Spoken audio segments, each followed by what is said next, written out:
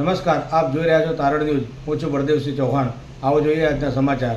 દોતા તાલુકાના પોંસા પ્રાથમિક શાળાની શિક્ષિકા 8 વર્ષથી અમેરિકામાં, તેમ છતાં નોકરી ચાલુ પાંછાની પ્રાથમિક શાળામાં.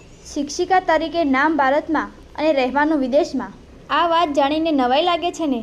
અંબાજી નજીક આવેલી પાંછા પ્રાથમિક શાળામાં આવું જ કંઈક ચાલી રહ્યું છે.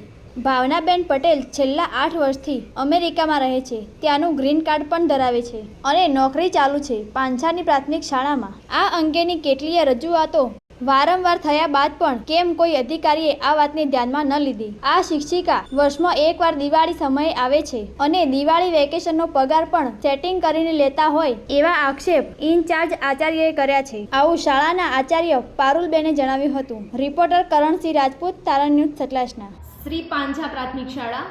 હું અત્યારે ઇન્ચાર્જ આચાર્ય તરીકે છું. આ પટ્ટાની આદિવાસી પટ્ટાની એક આ શાળા છે. મારે આવે આ સ્કૂલમાં 9 મહિના જેવો ટાઈમ થયો છે.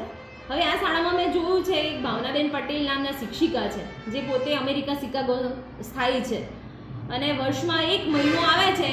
એટલા માટે આવે છે કે હું ચાલુ શિક્ષક છું એ ગણતરી કરાવવા માટે, અને આ ચાલી બી રહ્યું છે કેટલાય વર્ષોથી. અને બાળકોનું હિત શું? બાળકોને એક શિક્ષકની જરૂર છે, ત્યારે આ બેન ત્યાં ફોરેનમાં બેઠા છે અને જગ્યા રોકીને બેઠા છે.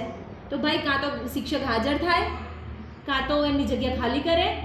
અને એમને બધું મળી જ ગયું છે. હવે કહેવાનો મતલબ 27માં રિટાયરમેન્ટ થાય છે, તો સમજીને ખાલી કરી દે જગ્યા, કાં તો હાજર થઈ જાય.